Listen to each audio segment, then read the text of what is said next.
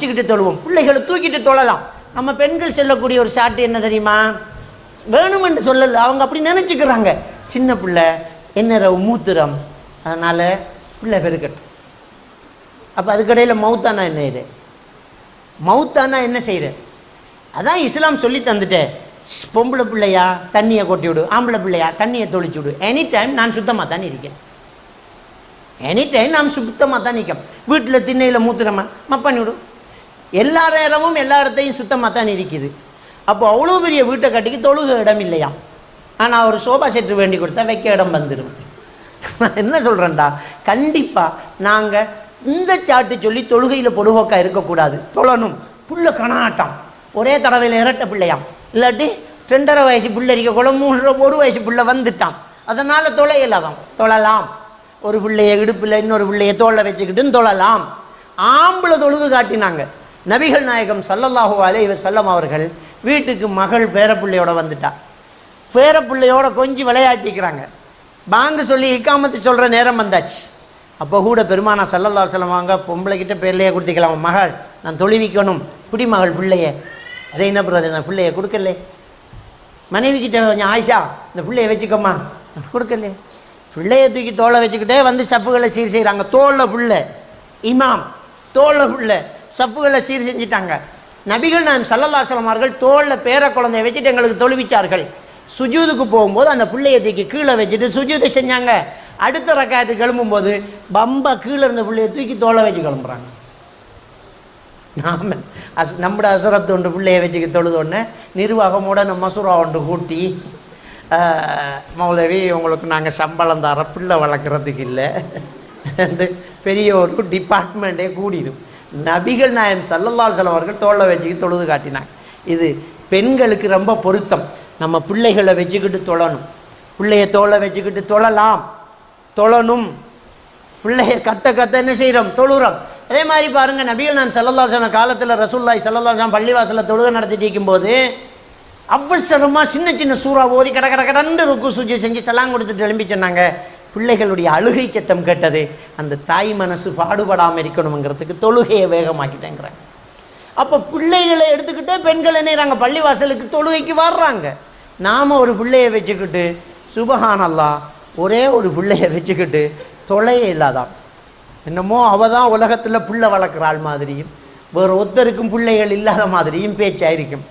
7 1 இல்லை 9 பிள்ளையை வச்சுக்கிட்டு நம்ம என்ன செய்ய முடியும், தொழ முடியும். தொழுகைக்கு இது ஒரு ஷாட் இல்லை. நமக்கு அல்லாஹ் தஆலா விதிவிலக்காக மாதம் தார அந்த நாளை தவிர வேற எந்த காரணத்தை கொண்டு நம்ம தொழுகையை விடக்கூடாது.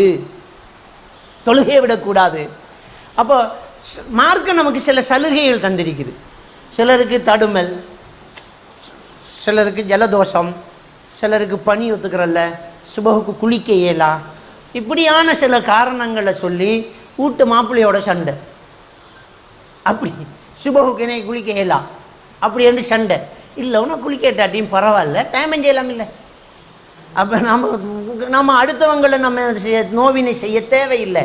நான் சொல்கிறது உங்களுக்கு புரியும்னு நினைக்கிறேன். எனவே தயவு செஞ்சு இதை நாங்கள் புரிஞ்சு கொள்ளணும். நமக்கு இஸ்லாம் தந்திருக்கக்கூடிய சலுகைகளை எடுக்கலாம். உங்களுக்கு தடுமல், வெளியில் பனி, முகத்தில் தண்ணி படுத்தலாம், டைம் செய். குளிப்பு கடமைக்கு டைம் செய்யலாமா இல்லையா, டைம் செய். தொழுகை டைமுக்கு தொழு. சிலர் குளிப்பு கடமையாக போச்சு, சுபகுக்கு குளிச்சோம்னா அவ்வளோதான், சுபகு இல்லை லோருக்கு தான் ஹராம், நம்ம பாவத்தில் இருக்கிறோம். உங்களுக்கு குளிக்க ஏனாதான், ஏன் உங்களுக்கு மனசை உறுத்தணும்? அல்லாஹ் அனுமதி தந்திருக்கீங்களோ, உங்களுக்கு ஏன் மனசை உறுத்துது? அவன் தான் ஒன்றும் பிரச்சனை இல்லை டைம் செய்யுங்கிறானே, அது எனக்கு பத்தியம் இல்லை. என்ன பத்தியம் இல்லை? நீ போய் மண்ணில் அடி, முகத்தில் தை, கையில் தை, தொழுவன்னு இஸ்லாம் சொல்லுது தானே. ஒரு பேப்பரில் கொஞ்சம் மண் எடுத்து வச்சா கதை முடிஞ்சு போச்சு. அப்போ தயமம் செய்கிற சட்டங்களை நமக்கு தந்திருக்குது. பிரயாணத்தில் சேர்த்து தொழுகிற சட்டத்தை நமக்கு, சலுகைகளை நமக்கு தந்திருக்குது.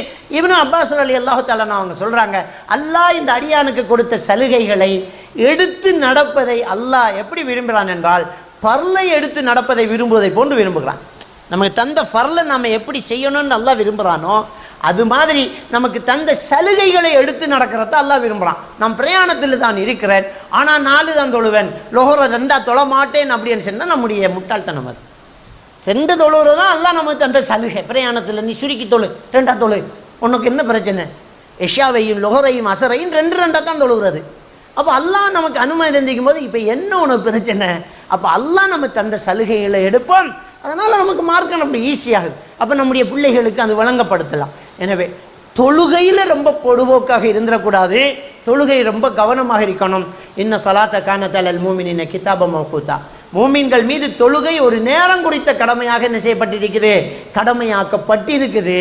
அப்படிங்கிற ஒரு விஷயத்தை அல்லாஹ் தஆலா திருக்குர்ஆன்ல சொல்லி காட்டுறான். அந்த இந்த காரணங்கள் சொல்லி தொழுகையில் நாங்கள் பொடுபோக்காக இருக்கக்கூடாது. இருந்துட்டா நம்முடைய வாரிசுகள் அதை தவறாக எடுத்துரும். அம்மா எல்லாம் பயணத்தில் எங்களோட மாப்பையும் தொழுவுற இல்லை, நானும் இப்போ பயணத்தில் தொழுவுற. சிம்பிள் விஷயமானால் நம்ம எதை பெருசுப்படுத்துகிறோமோ அது பிள்ளைக்கு பெருசாக இருக்கும். இப்போ உதாரணத்துக்கு நான் சொல்கிறேன், நாம் பிஸ்மி சொல்லி அறுத்ததை தான் சாப்பிடணும், தானா செத்துட்டோம்னு சொன்னால் ஹராம் அப்படின்றோம். பிள்ளைக்கு அது பெரிய பயங்கரமாக இருக்கு. இவன் நாளைக்கு சாராயம் குடித்தா பட்ஸ் உரப்பு தேவைப்படுது. சாராயம் குடித்தவனுக்கு குடிக்கிற சாராயம் கோழி பாபிக்கு தேவை, அதுக்கு ஹலால் கடை தேடி திரிவார் அவர். குடித்த சாராயத்துக்கு கோழி பொரியல் தேடி இங்கேருந்து கண்டி வரைக்கும் போவார். அது சிங்கள கடைடா, குடிச்சிருக்கிறது ஹலால் மாதிரி, அது ஹராம். கோழி ஹலால் கடையில் தேவைப்படுது. ஏன் அது அப்படின்னு சொல்லி பாருங்க. நாம் குடும்பத்தில் வளரும் போது எதை பெருசுபடுத்தினோமோ அதை அவன் வெறியில் இருக்கும் போதும் பெருசாக தான் எடுக்கிறான், அவன் போதையில் இருக்கும்போதே பெருசாக தான் எடுக்கிறான். அப்போ இதை பெருசாக்கிட்டோம்னு சொன்னான், தொழுகை ஒன்றை விடுறதை பெருசாக்கிட்டோம்ண்டால், அது கூடாதுன்னுட்டோம்ண்டால் அது எவ்வளவு பெரிய ஒரு முக்கியத்துவமான ஒரு விஷயமா அந்த பிள்ளைக்கு இருக்குங்கிறத சிந்திச்சு பாருங்க. எனவே பிள்ளைகள்